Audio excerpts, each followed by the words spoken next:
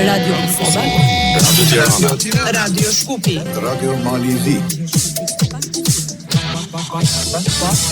Kufi,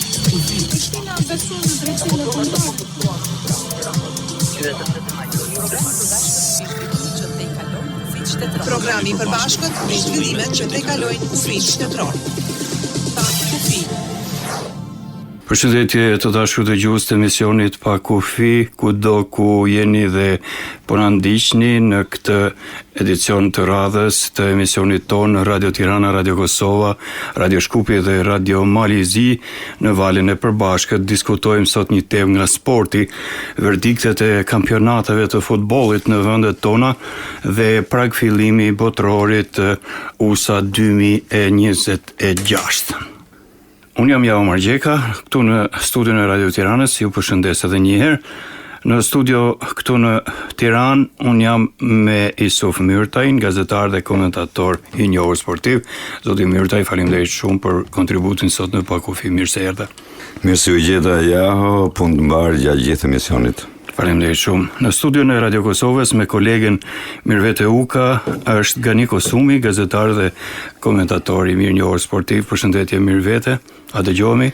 Përshëndetje Jaho, po ju dëgjojmë shumë mirë, sikur e thatë edhe ju. Unë jam me kolegun, gazetarin dhe komentatorin shumë të njohur, Gani Kosumi. Gani, të faleminderit që erdhe dhe mirë se erdhe në studion e Radio Kosovës, edhe pse jemi kolegë, po ka një kohë që nuk je në punë. Faleminderit, përshëndetje për ju dhe dëgjuesit që po na dëgjojnë në këto momente. Po Jaho. Po mirëvete, faleminderit.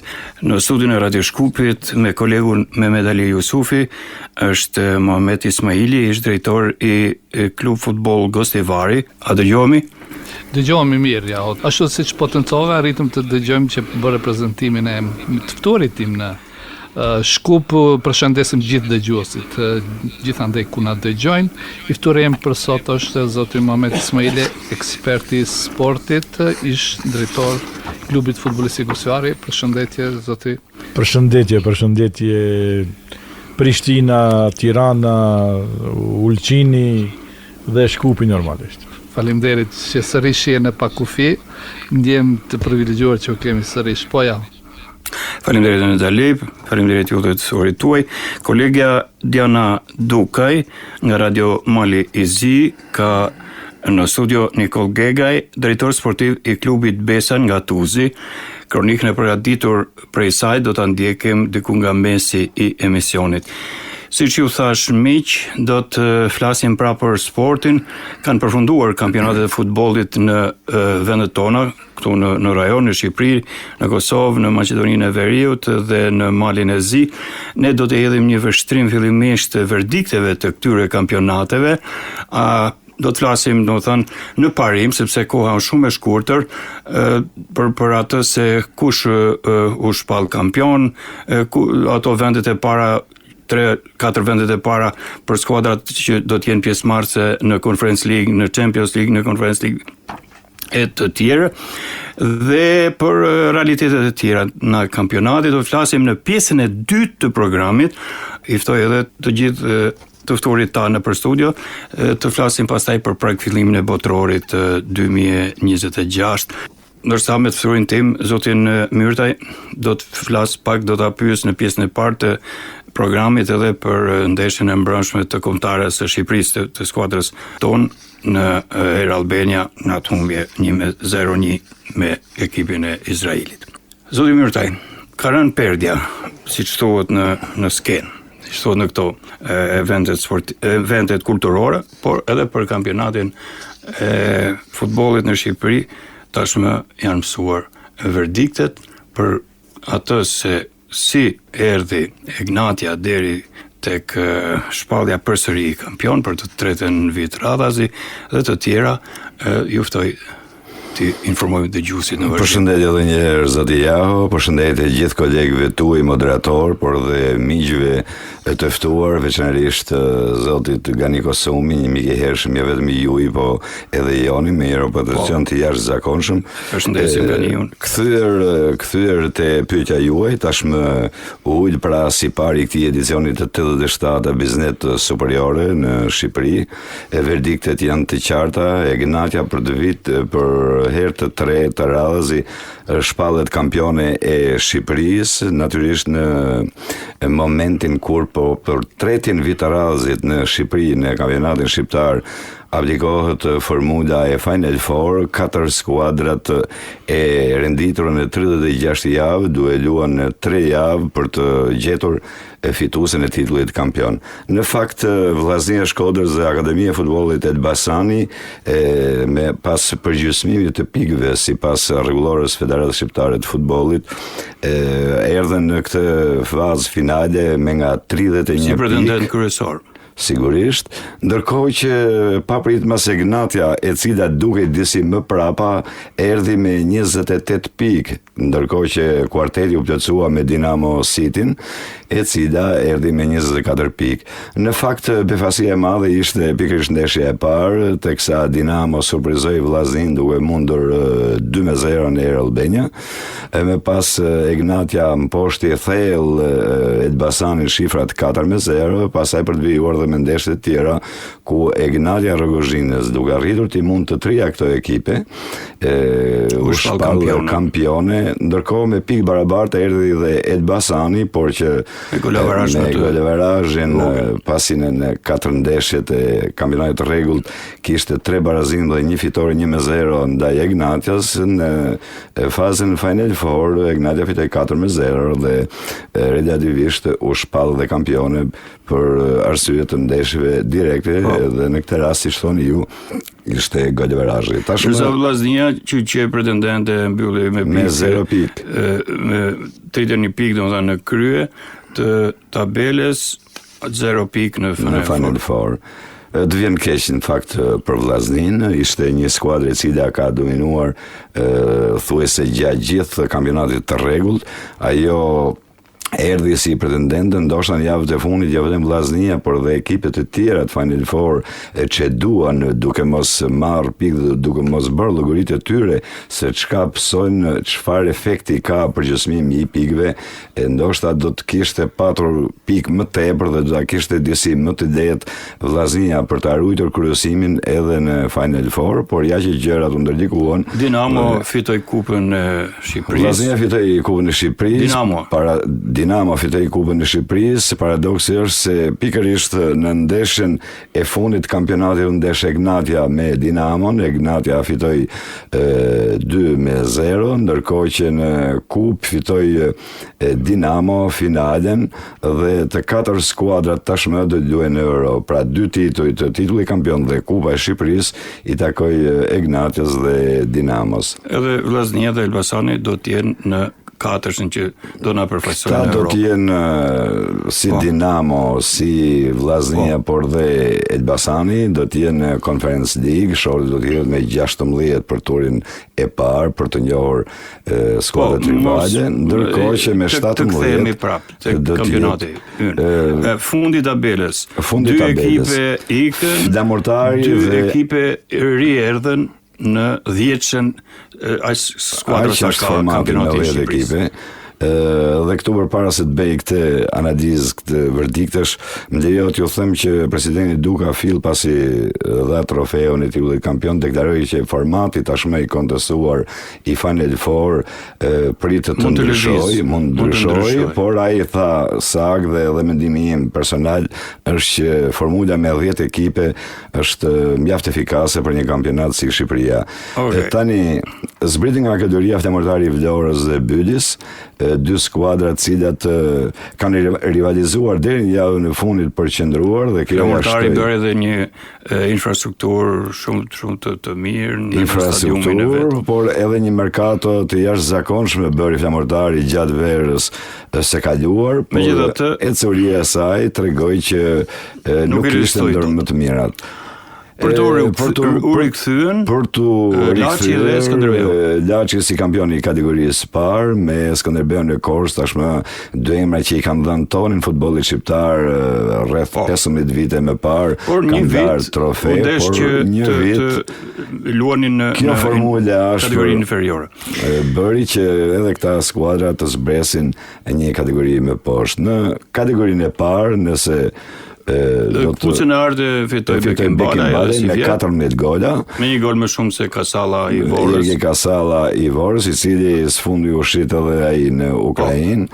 Ndërkohë që për të dalë te vërtetë kategorisë së parë jo, nuk do zgjerohemi. Nuk do zgjerohemi se nuk kemi kohë. Thjesht për të përmendur faktin që Apolonia, Luftëtari dhe Lushnja, 3 skuadra të Shqipërisë mesme dhe të Jugut, do t'i mungojnë në kategorinë së parë. Ekipe shumë duke dhënë s'po themi legjendare, po ekipe të formatit të lartë të futbollit shqiptar. Sigurisht. Janë në kategorinë jo thjesht inferiore, po super inferiore në kategorinë e dytë në Shqipërisë. Luftari i famshëm ka luajtur në Europë si kundër. Luftari se Fetin Bravo, se mos të shkojmë atje. Si kundër edhe Dy fjalë për ndeshjen e mbrëmshme. Sigurisht prite me mjaft interes kjo ndeshje mesore. Ronaldo Maran, i cili vetëm pak ditë më parë u zyrtarizua si pasuesi i Silvinjos, 62 vjeçari, edhe pse në skenën e tij private nuk shquo si një emër i madh i trajningut italian, madje kishte rreth 2 vite që ishte edhe pa ekip.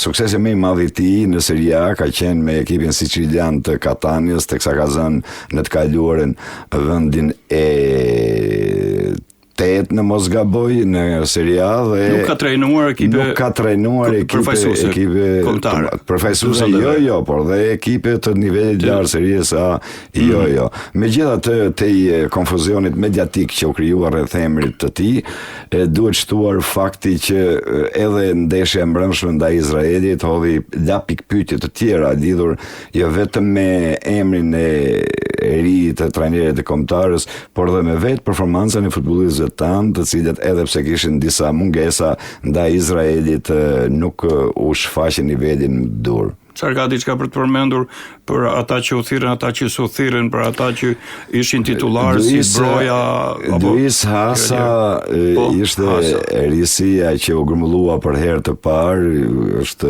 një futbollist i debutoi nga fundi i ndeshjes me Carrarezën, po, ndërkohë që risi ishte edhe afrimi i Panoqirkos, po ai portieri Partizanit te ekipi kombëtar. Ka patur mungesa, por gjithsesi ne kemi edhe një misore e 3 ditë më vonë me datën e 6 ditën e shtunë do të kemi përballë Luksemburgun, i cili për ironi të fatit mbrëm luajti po një test misor me Italinë dhe mund me vështirësi në shtëpinë e saj vetëm shifrat 0-1. Po, edhe një pyetje të fundit përpara se ta kaloj linjën te kolegët e Radio Kosovës. Çfarë note do t'i vijë kampionatit të Shqipërisë, edicionit sapo u mbyll? Është një pyetje nuk është e mundur. Ndoshta një parashtrim i shkurtër, rivaliteti në fushë ishte, cilësi pati, erdhën shumë futbollistë huaj në këtë kampionat. Duke parë dhe ato gjëra që ndodhen në fazën e 4, mendoj që ky kampionat sipas me meriton notën 6.5. Faleminderit Yusuf Myrtej. Kjo ishte pjesa e parë nga Radio Tirana. Miq, shkojmë në Radio Kosova me kolegen Mirvete Uka dhe Gani Kosumin. Për to do na flas tani Gani Kosumi. Me që u nis me verdiktet në kampionatet vendore për futboll në vendet tona dhe më pas në pjesën e dytë besoj do të kalojmë te kampionati te botërorit 2026. Gani, drita u shpall kampion. Apo hym në epokën e dritës për të përfunduar me epokën e Ballkanit? Sigurisht se po, drita tash sa vjet i ka konsoliduar radhët e veta dhe me plot merit edhe në Evropë paraqit mjaft mirë dhe fitoi titullin e kampionit disa javë para përfundimit të këtij edicioni. Befasi më këndshme është Malisheva, siç u tha, nën kampione. Javën e fundit e kaloi Ballkanin, skuadër që kanë bizotruar në futboll në Kosovës vite me radhë. Dhe kështu mund të themi edhe Dugagjini që fitoi kupën e Kosovës, prandaj këtu 4 skuadra do ta përfaqësojnë Kosovën në garat evropiane: Drita, Malisheva, Ballkani dhe Dugagjini. Sa i përket largimit nga kategoria, Ferizaj dhe Prishtina e Re janë përshëndetur nga elita e futbollit të Kosovës, kurse antarët e rinj janë Vushtrja dhe Ferronikeli 74, skuadra këto që kanë merituar. Do të luhet edhe një ndeshje për vend të ndërmjet Dinamos Seferizajt dhe Llapit dhe skuadra që fiton këtë takim do të mbetet të bëhet antar i Superligës së Kosovës.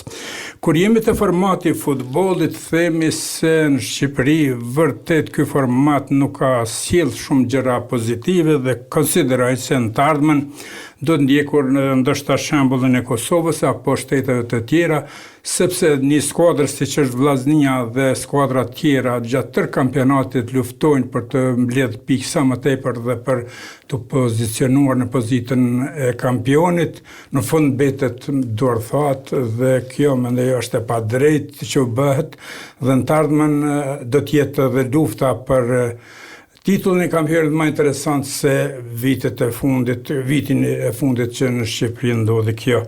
Kjo sa i përket kampionatit, rrjedhjes së kampionatit të Kosovës në futboll dhe mendoj se megjithatë forma si është zhvilluar kampionati edhe në Shqipëri, Egnatia ka merituar titullin e kampionit sepse ajo po dëshmohet këto vitet e fundit me lojra dhe të mira dhe me lojtarë që ka sjell në radhat e veta dhe mendimi im, thash edhe një herë, formati duhet ndërruar sa më parë, por nuk mund ndërrohet formati si vjet për si vjet, do të jepet propozimi për vitin tjetër kalendarik që në mënyrë që të vazhdohet me formatin që ne e zbatojmë në Kosovë.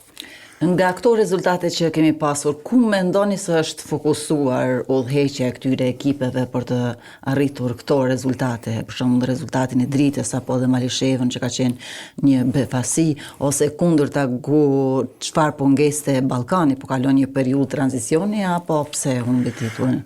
Ballkani ka lëshuar nga radhët e veta shumë lojtarë dhe nuk i ka zëvendësuar me lojtarë adekuat. Kjo ka qenë ajo që e ka ndëshkuar Ballkanin, kurse Drita e ka marrë vetën sepse dalja në Evropë sjellë përfitime të mëdha të skuadrave. Dhe kjo ka bërë që Drita të jetë një skuadër stabile, sa i përket edhe pagesave të lojtarëve dhe kur jemi të pagesat, themi se në Kosovë nuk ka ngecje shumë të pagesat, hiç vushtria që ka pas të lashë që bë antari i elitës futbollit të Kosovës, skuadra tjera pothuajse në përgjithësi i kanë pagat të siguruara dhe mendoj se kjo është pozitive. Në anën tjetër, si ka ndikuar dalja Dritës në Evropë, e ka ngritur imazhin e futbollit të Kosovës? Ka ndikuar kjo pozitivisht në përgjithësi për imazhin e futbollit tonë? Po, natyrisht Drita është paraqitur mjaft mirë në garat e zhvilluara dhe ka rritur një sukses mjaft të mirë dhe mendoj se futbolli i Kosovës për një periudhë shumë të shkurtë ka tash 10 vjet që u bë që jemi pranuar në FIFA dhe në UEFA dhe FIFA dhe mendoj se të barazosh me shtetet për rreth me 4 skuadra përfaqësuese është një arritje e madhe. Kur jemi te arritjet e futbollit të Kosovës, nuk duhet lënë edhe mërgatën tonë e cila ka pas futbollistë të rinj, të cilët janë zhvilluar, edukuar në faza të ndryshme në perëndim dhe kanë një shprehje të mirë punës dhe ato skuadra kanë përfituar edhe nga ata, sidomos kombëtarja e Kosovës me suksesin që ka arritur ishte në prag të kualifikimit për botëror, por megjithatë mendoj se edhe ai rezultat është sukses për kombëtarën e Kosovës. A keni vërejtur ngritje të cilësisë në kampionatin këtë vit nga kampionate tjera, po vret vit pas viti ngritja e cilësisë? Po për shkak të eksperiencës, mundësive. Ka një ngritje, por ende çalon çështja e infrastrukturës sportive. Mendoj se organizimi i lojrave mesdhetare 2030 në Prishtinë, në Kosovë, do të ndikojë që sa më parë të rregullohen disa stadiume dhe është ka punohet në këtë drejtim dhe mendoj atëherë infrastruktura sportive do të jetë mirëseardhur për të zhvilluar dhe më tepër futbolli, sidomos kategoritë e reja është ka punohet mjaft mirë në Kosovë dhe mendoj se kjo do të jetë ardhmja e futbollit të Kosovës sepse shumë futbollistë të rinj po gjejnë vend formacionin bazë të skuadrave dhe mendoj në të ardhmen do të ketë një perspektivë të mirë futbolli i Kosovës. Por ndërkohë që shumë ekipe po marrin lojtar të huaj në ekipet e tyre, a po prodhon Kosova mjaftueshëm për skuadrat e veta lojtar? Marr parasysh që shumë shqiptarë të Kosovës luajnë në ekipe të mëdha në botë, por në anën tjetër edhe shumë nga skuadrat e brendshme kanë edhe lojtarë që kanë importuar nga vende tjera. Kanë sjell disa lojtarë të themi cilësive jo adekuate, sepse ka futbollistë të rinj të cilët duhet dhënë edhe më tepër raste që të dëshmojnë shumë futbollistë, kemë futbollistë 20 vjeçar, 19 vjeçar, të cilët vërtet janë dëshmuar me lojrat e mira dhe skuadrat e tjera nga jashtë janë të interesuar me njerë, sepse tash mënyra për cilë futbolin, sportin përgjithësi është shumë me lehtë se krahasuar para 10 vitesh apo 20 vitesh më parë. Si një person që gjithë jetën tuaj e keni përcjellur futbollin, a keni arritur të identifikoni disa probleme të cilat po e përcjellin Kosovën, që do duhet ndoshta marrë më tepër me to për t'i evituar dhe për të qenë më të suksesshëm, edhe pse ne sigurisht kemi arritur sukses sepse nuk jemi shumë gjatë në FIFA e UEFA.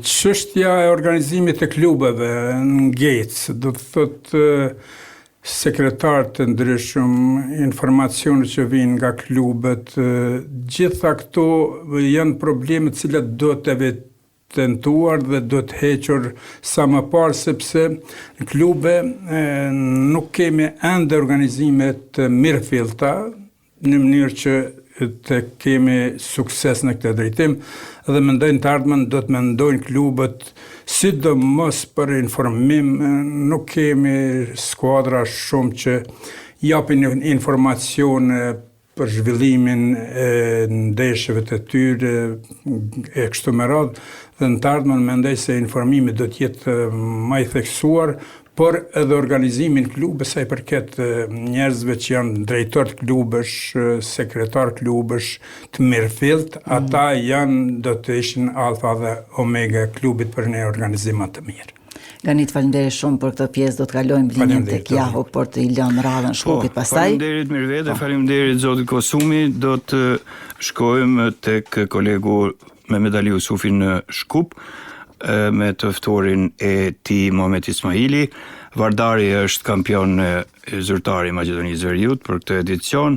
Natyrisht, Shkëndija e Tetovës nuk bëri dot më shumë se sa nën kampione, edhe pse ishte edhe në finalin e kupës me Sileksin, por për këto dhe më gjërë do të flasë i ftuari i kolegut Mehmet Ali Jusufi. Mehmet Ali? Po ja, faleminderit. Aty pikërisht ato paralajmërime që bëre, Vardari mbas shumë kohësh bëhet kampion, ja vlen të kujtojmë se Vardari ka bërë gara, domethënë shumë kompetitive në ish Jugosllavin, bile viteve 85, 84 ka qenë edhe kampion.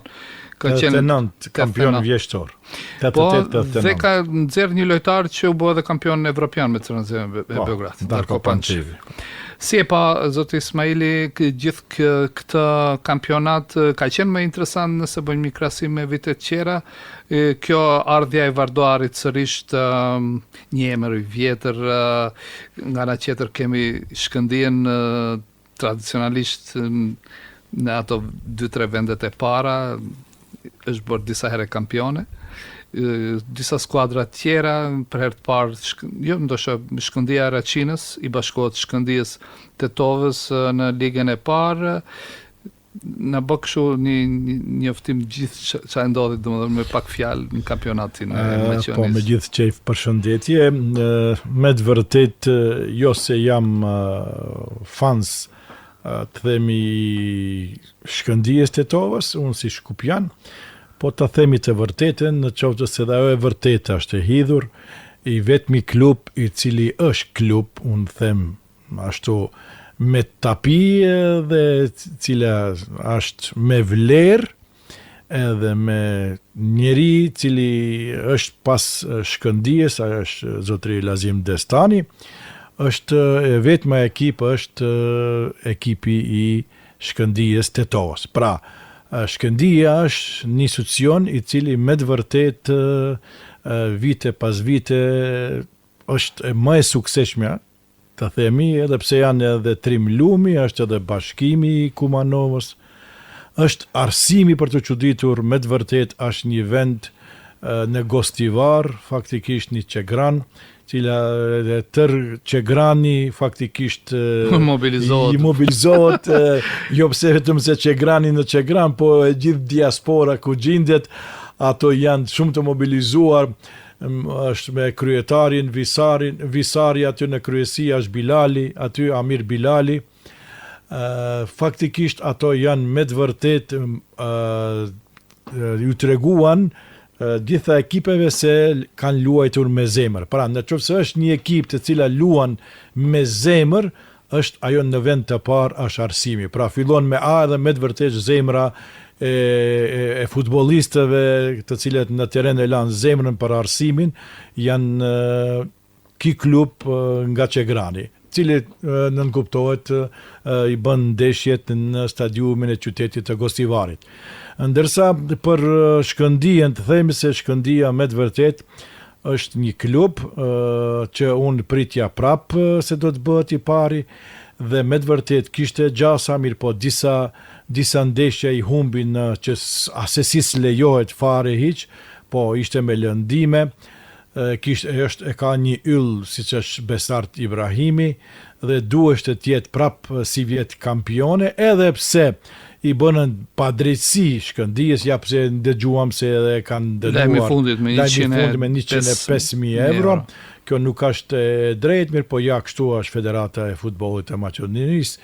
Ato t'i lanë, ndërsa Vardari si kampion të themi drejtën se ato ishin në ligën e dytë disa vite, kishin shumë borxhe, mirë po ja, me ardhen e qeverisë, ata e kishin në rend të parë që të jetë ta kthejnë Vardarin e moqëm, faktikisht edhe ja arritën qëllimit, kështu që është për të brengos ekipi shampion, ekipi cili ka fituar kupën e Maqedonisë disa herë, ekipi tradicional i Shkupi ka pësuar me të vërtet një katastrofë, themi të ashtu që shprehim, ajo bjen nga edicioni ligës së parë së bashku me Makedonia Gjorgje Petrovin, faktikisht edhe Pelisterin, kështu që edhe Brera këtu bjen.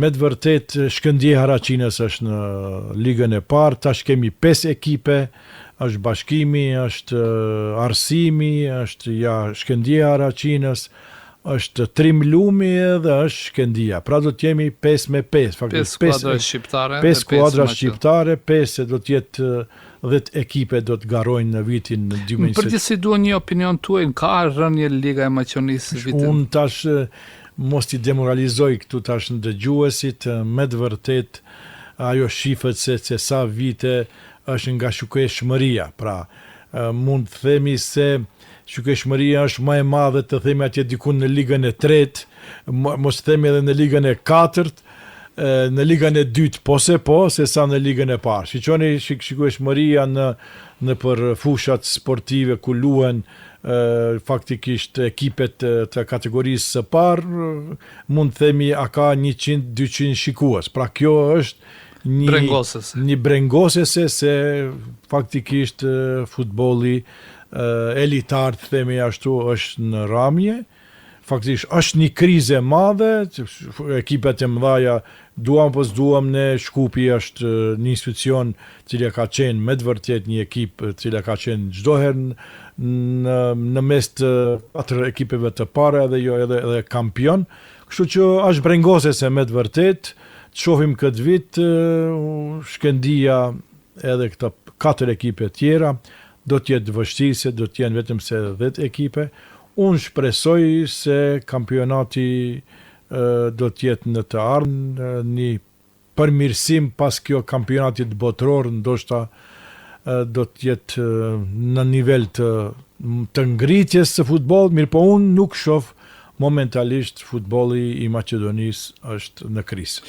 nuk është lëmë për dëshiruar si thuash edhe kampionatet tjera Ballkane. Disa herë ke qenë liftuar dhe disa herë u kam shkruar njëjtën pyetje, do kishte qenë më mirë sikur disa shtetet tona skuadrat më të mira të krijojnë si thuash një kompeticion që bashkon Shqipërinë, Kosovën, Maqedoninë, nga 3 skuadra bëhet një ligë shumë e bukur dhe mund të ketë si thuash motivacion, shtesë për çdo lojtar të ri dhe krijohet ajo inxhinieringu nëse mund ta quajmë kështu. Po atë biseduam edhe ata e kanë në plan handballi, unë si seleksionues edhe i Shqipërisë të handballit, faktikisht Maqedonia, Serbia dhe Mali Zi e kanë bërë tash atë kategorinë ligën, si themi ne, regionale. 10 ekipe jam, 4 nga Maqedonia, 4 nga Serbia dhe 2 nga Mali Zi. Edhe në kompeticionin e femrave, aty është futur edhe faktikisht edhe Kroacia dhe Slovenia. Unë shpresoj vetëm se shikueshmëria dhe të arrin popularitetin edhe dalen nga kriza Maqedonia, edhe Kosova, edhe Shqipëria, unë mendoj se do të ishte mirë të bëhet një kategori, një ligë regionalet ku ekipet e Shqipërisë, Maqedonisë, Veriut dhe të Kosovës do të ishin në garë. Unë mendoj se do të ishte edhe shikueshmëria shumë më e madhe. Kjo është një mendim sepse ato një eksperiment janë duke e bë në handball, pse mos bëhet edhe në futboll, pse mos bëhet edhe në handball veç bëhet, faktikisht në volejbol, në basketbol. Unë shpresoj se tash është mundshme, është rruga e kombit, është janë infrastruktura lehtësohet, sepse dhe stadiume ndoshta mund krijohen më të mira. Unë shpresoj se mundet të bëhet një hap shumë më përpara në çdo aspekt të futbollit të sportit. Sepse duam apo s'duam ne shtrojmë pyetjen çdo të bërë, nëse s'kemi për tifozët, për adhuruesit e futbollit, luhet fundit futbolli. Nëse nuk kemi, duhet të paktën të hedhim si projekt, si pilot projekt, përkohshëm, si eksperiment, të shohim si do të shkojë dhe kthehemi sërish aty ku jemi. Unë shpresoj se ky eksperiment do të jetë shumë i suksesshëm, sepse me të vërtet atëherë ku të vjen Tirana në Tetov me Shkëndijën, apo të vjen në Shkup me Shkëndijën e Araçinës tash momentalisht, apo anasjetës Vllaznia e Shkodrës, e kështu të Gilani e Drita, ku e uroj edhe sukses, i uroj Shkupjani shumë me sukses, Zekiria Ramadani e udhëheq Dritën dhe faktikisht do të ishte shumë mirë edhe ku të luajnë edhe Ballkani, edhe Malisheva, edhe Drita, edhe Prishtina, pse jo nesër, do të ishte shumë ma cilësore edhe shumë ma interesante për shikues. Faleminderit Mehmet Ali, faleminderit zotit Ismaili.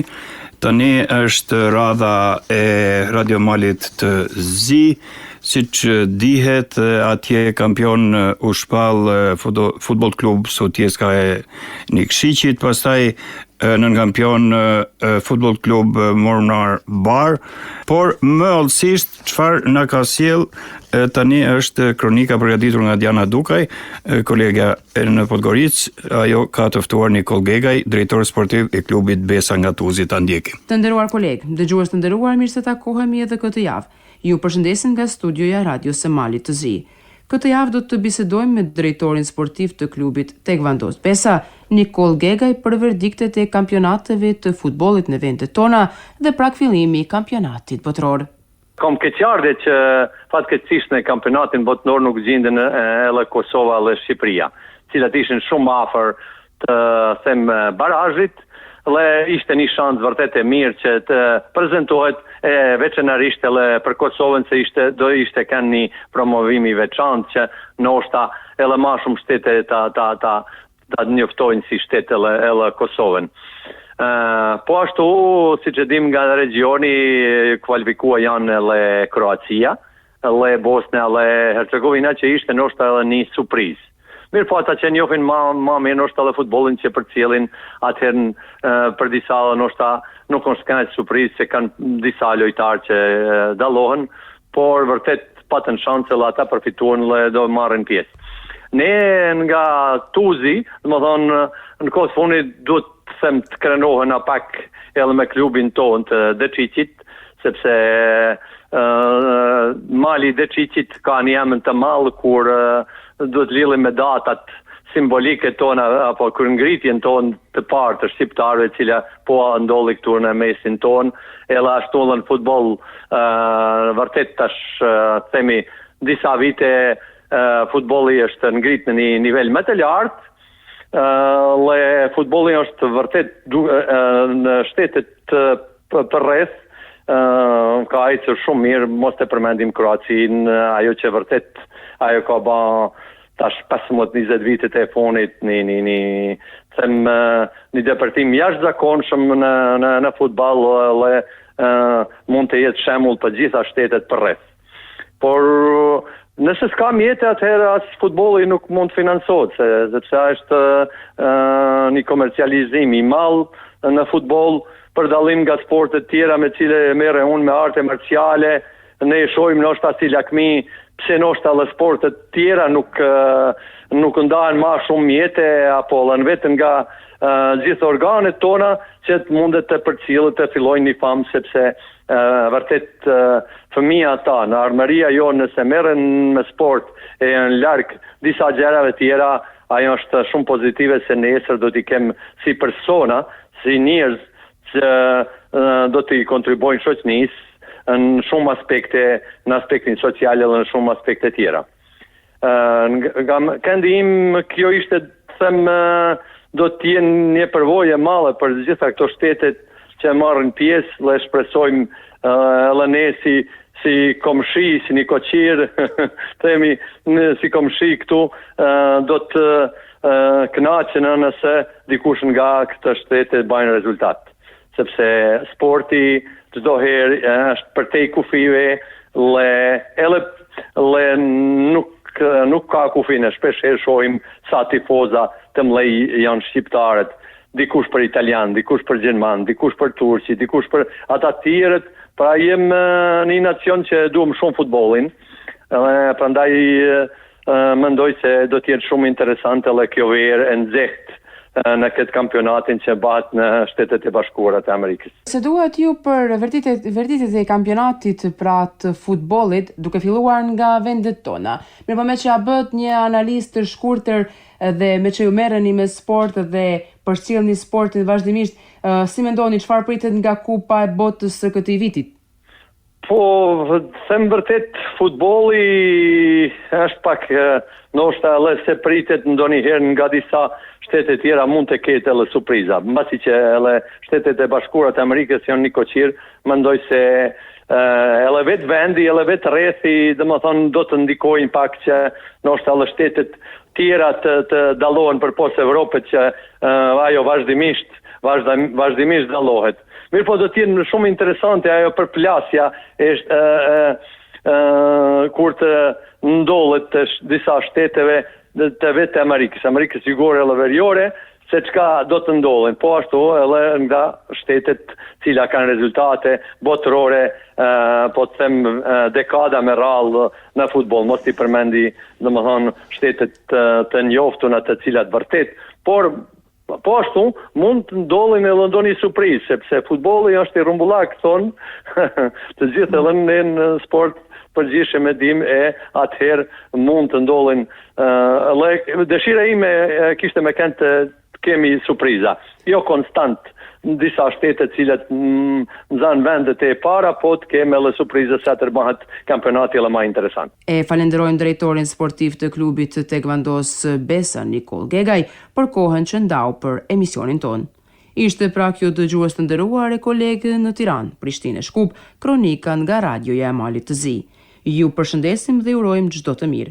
Nga Podgorica për Pakufi, Diana Dukaj. Faleminderit kolegës Diana Dukaj nga Radio Mali Zi në Podgoricë. Ishte kronika pra të cilën sapo e transmetuam. Vijojmë me argumentin e dytë, pa humbur kohë, botrori USA 2026, por që do të zhvillohet në Shtetet Bashkuara në Meksik dhe në Kanada, njëkohësisht, do të fillojë me 11 qershor deri me 19 korrik. 104 ndeshje. Për hollësira të tjera, jemi me Isuf Myrtajn këtu. Ai do të na i sjellë hollësitë e tjera. Vetëm të themi ato që nga rajoni, vetëm Kroacia dhe Bosnia janë pjesë e këtij botrori. Turqia nuk themi dot se është nga rajoni, por që eliminoi Kosovën nga skuadrat europiane, pastaj edhe me gjerë dhe për gjitha ato modalitetet të këtij kompeticioni me zotin Myrtaj. Faza e grupeve fillon me 11 në ndeshjen hapse. Zotin Myrtaj. Atëherë përpara se të shkojmë te kjo temë, më lejo t'ju them ose presidenti Duka, lidhur me formatet e ABZ superiore, ka deklaruar që faza Final Four do të diskutohet në komitetin ekzekutiv nga data 1 deri me 15 qershor, ndërsa formati me 10 ekipe nuk ndryshon, pasi ai nuk mund të ndryshojë brenda një viti. Ishte fjala vetëm për Final Four. Vetëm për Final Four. Okej. Atëherë ky është kompeticioni. Argumenti i dytë. Ky është kompeticioni botror më i madh global që zhvillohet në Amerikë, Kanada dhe Meksik.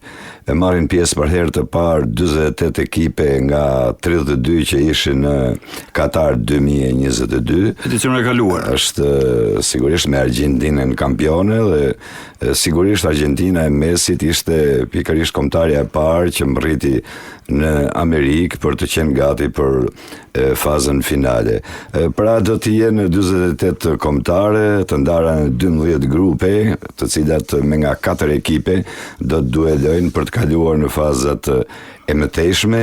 Do të kalojnë direkt në fazat e mëtejshme 2 më të mirat e grupeve dhe 8 më të mirat si të treta. Si të tretat. Pra do të jetë një verë gjatë nga 11 qershori kur Meksik, Afrika e Jugut, në orën 20 sipas orës sipas orës lokale dhe sipas orës tonë, pra do të hap këtë edicion të 23 të botrorëve, kujtoj Brazili 5 herë, Italia dhe Gjermania 4 herë, Argentina 3 herë, kemi edhe Francën me 2 herë dhe Uruguay me 2 herë, Anglia, Spanja me nga 1 herë.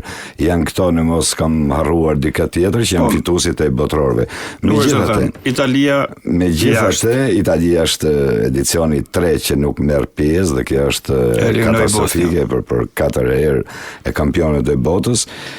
Pra thash është një kompeticion i cili do të mbajë zgjuar gjithë planetin, do të jetë sidomos ne europianët, sepse ne europianët jemi dësëmuar të vuajmë disi me gjumin, sidomos ne që kemi ndjekur prej dekadash e këto botrore, do të jetë disi e vështirë, megjithatë kur ndeshjet fillojnë orën 18 për ne europianët dhe mbarojnë diku në 6 të mëngjesit.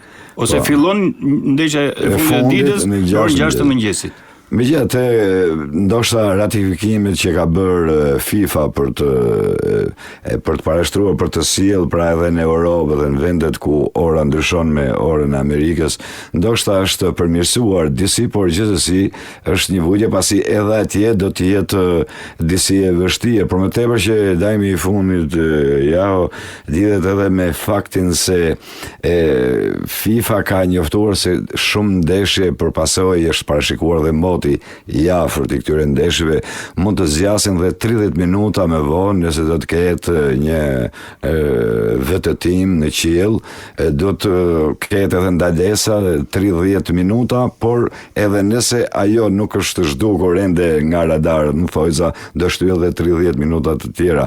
Kjo u pa edhe në botrorin e klubeve që u zhvillua edicionin e kaluar, pra do të jetë me shumë të paditura ky kompeticion i madh, me 48 ekipe, shumica e ekipeve kanë mbritur aty, ndërkohë që një pjesë e tyre janë rrugës. Bën përshtypje me që përmendet Turqinë, ishte një përcjellje jashtëzakonshme ajo që i bën në Turqi drejt aeroportit, pikërisht autobusi me ekipin kombëtar të Turqisë, shoqëruar nga mijëra makina të veshura gjitha uniform me flamurin e tyre.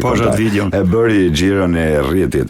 Ndërkohë që në këtë botror ka dhe risi përsa i përket edhe rregullorës kompeticionit, nuk do të lejon më vonesa, loja efektive presupozohet të jetë në maksimum, pasi një portieri nuk mund ta avonoj, por edhe zëvendësimet do të kenë një hak kohor prej 5 sekondash deri sa të kryhet zëvendësimi. Në rast të kundërt, lojtari që do të hidhet në fushë do qëndrojë deri kur ndërpritet aksioni i radhës për t'u aktivizuar. Janë simulime këta që bën në FIFA për të janë modalitete të përhershme që futbollin FIFA i përmirëson. Por kjo ka edhe ndryshime edhe sa i përket teknologjisë, sistemit VAR, do të reduktohet koha, ka shumë risi në mes do të jenë edhe koncerte nga këngëtarët më të njohur në botë, janë përcaktuar, pra ka dimensionet ndryshme për ta sjellë dhe për ta bërë sa më atraktiv këtë kompeticion. 2 fjalë, ku do luhet? Ndeshja hapse do luhet në Azteca në Meksik, do të jetë risia e jashtëzakonshme e këtij impjanti për të tretin botëror. Ai do të bëj hapjen e një kompeticioni të këtij niveli, e ka hapur në vitin 1970, më pas vitin 86 dhe tashmë për herë të tretë e bën javën në vitin 2026. Edhe pse 2 javë të fundit të foqe impjanti modern i Aztecas ka patur disi pak udhje poshtë në nivelin e saj, por FIFA nuk ka dalë as edhe me një. Finalja duhet në 19 korrik në New Jersey, New York, në stadiumin MetLife. Është një finale e cila një impjant i cili ka treguar që është ndër më kryesorë dhe në Amerikë dhe natyrisht edhe në përmasa botërore. Ka gjithë komoditetin e duhur. Edhe një gjë. Një sondazh që ku lexova, ndoshta po gaboj, po si punë sondazhi, favorit nxirrte për këtë edicion Spanjën, Francën, Anglinë, Brazilin, Argentinën. Sa i qëndron kësaj? Shiko, sondazhet janë sondazhe. Mirë, okay, në gjykimin tuaj, shkurt. Në gjykimin tim, këta ekipi janë pretendent, mos harrojmë dhe Portugalin, sipas meje është një kandidat potencial për shkuar deri në finalet e Kupës së Botës. Kemi 3 futbollistë deklaruar, pasi mungon dhe 1-4 që e kanë botërorin e gjarë, siç është Messi, Ronaldo dhe portieri i Meksikës Ochoa. Janë risi të këtij kompeticioni që vlen për dëgjuesit të thuan. Po, për dëgjuesit RTS-ja nuk i transmeton ndeshjet, nuk e kemi në ekskluzivitetin. Ku do i shohin shqiptarët?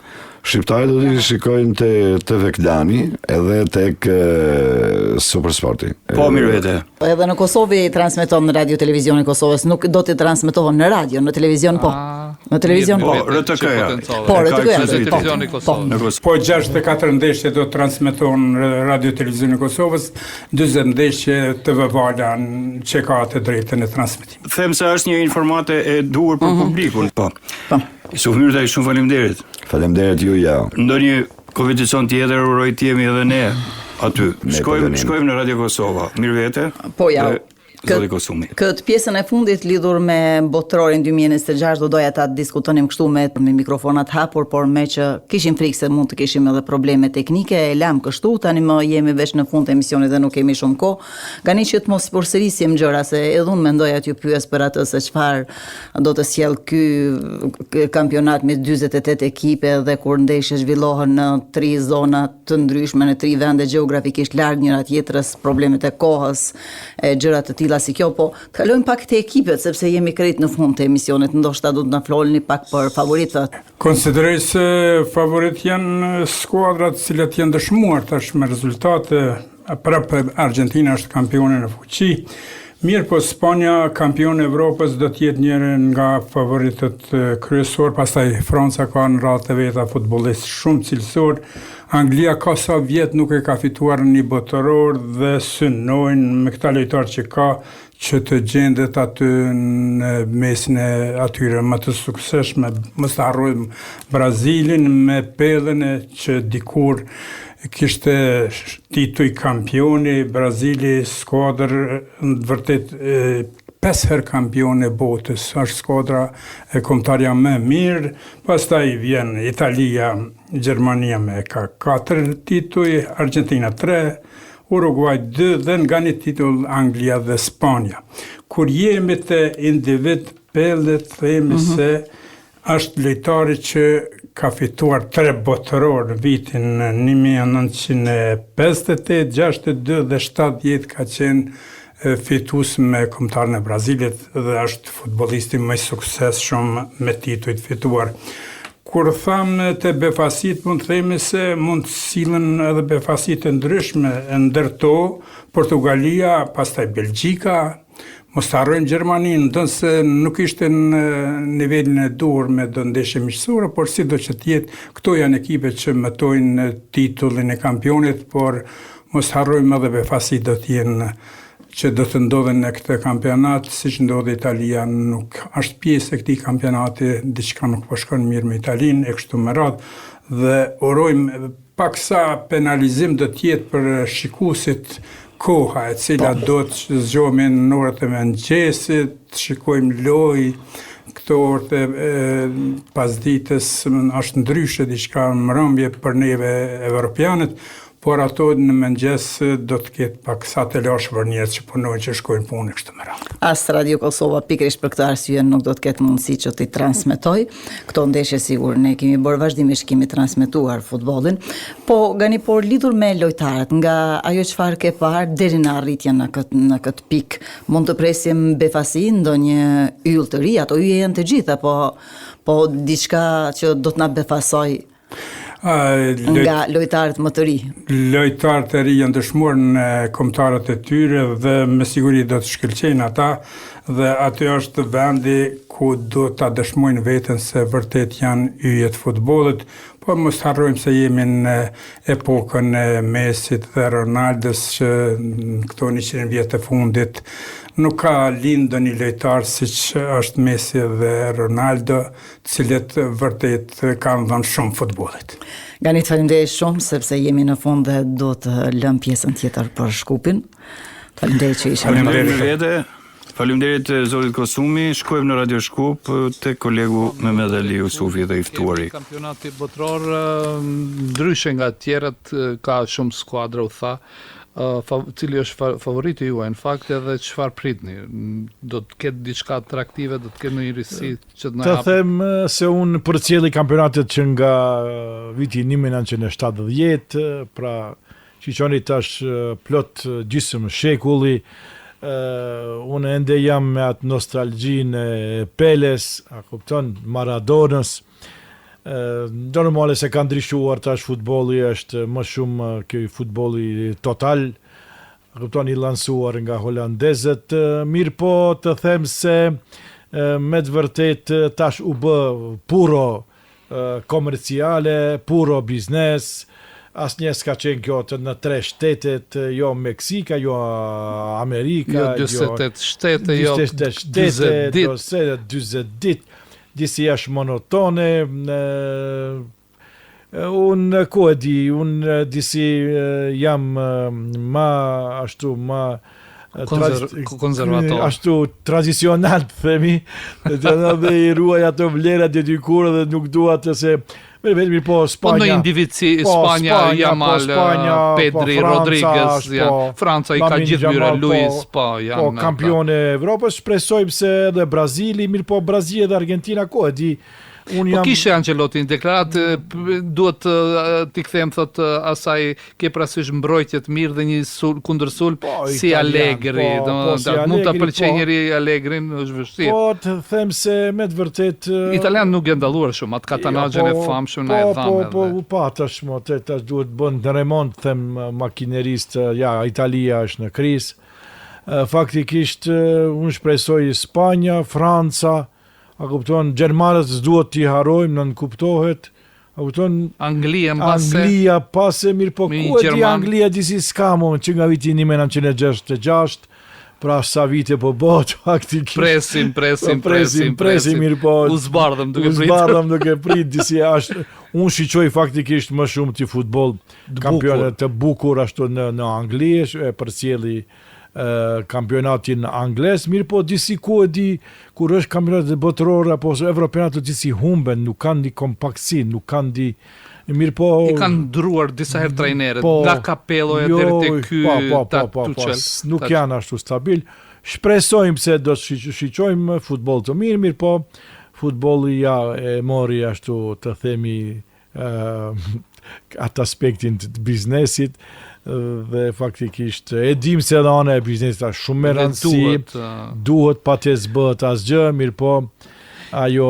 Kjo që luhet në Amerikë ka gjasa ta afirmoj si thuash futbollin, sepse futbolli amerikan rugby është i njohur në botë. Këtë futbollin ka shkuar David Beckham, ka shkuar Messi atje. Pele para asaj ka qenë. Pele ka qenë më parë.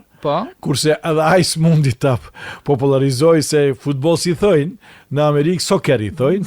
Faktikisht e kanë futbollin e tyre, ruajnë me xhelozi të madhe futbollin amerikan dhe kështu që shumë vështirë është me depërtu futboll. Ju duket 90 minuta disi monotone amerikanëve. Amerikanë duan luft.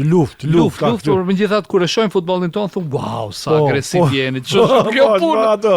Ato futbollin tyre si luhet atje, mos dhe njerëz dalin gjithë për në spital.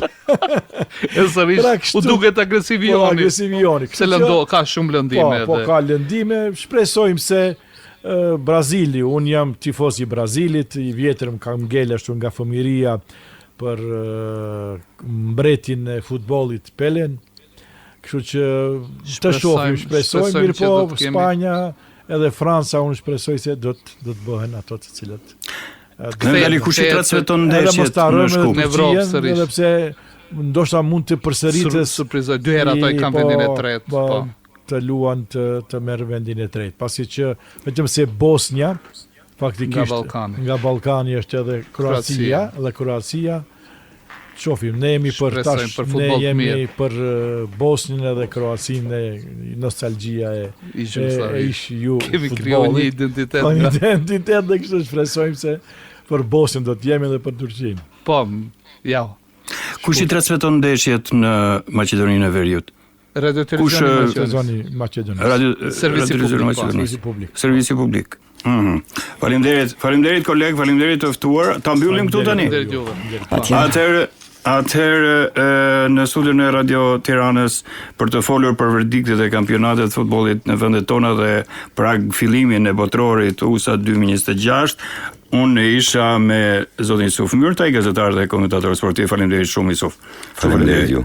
Në studion e Radio Kosovës kolegja Mirvete Uka ishte me Ganiko Sumin, gazetar dhe komentator i njohur sportiv. Në studion Radio Shkupit, kolegu Mehmet Ali Yusufi ishte me Mohamed Ismailin, ish drejtor i Klub Futboll Gostivari. Kronikën nga Radio Malizi e pati përgatitur kolegja Diana Dukaj. Aty kaloj një lapsus shumë i vogël, kërkojmë ndjes, që nuk është fare i rëndësishëm, por me që më shkruajti kolegu Gilaj për gjatë transmetimit të emisionit po e përmend, ajo kishte të ftuar pra Nikol Gegajn, drejtorin sportiv të klubit Besa nga Tuzi. Unë ja u Margjeka e moderova këtë emision të radhës pa kufi në Radio Tirana sot 4 qershor 2026. Faleminderit të gjithëve dëgjues që na keni ndjekur kudo ku jeni dhe dëgjohemi përsëri në emisionin e radhës të njëjtën e ardhshme. Deri atëherë, mirëmbëçi nga Tirana. Miru dëgjofshim. Pa kufi. Radio Kosova, Radio Tirana, Radio Shkupi dhe Radio Mali Zi me emisionin Pa kufi.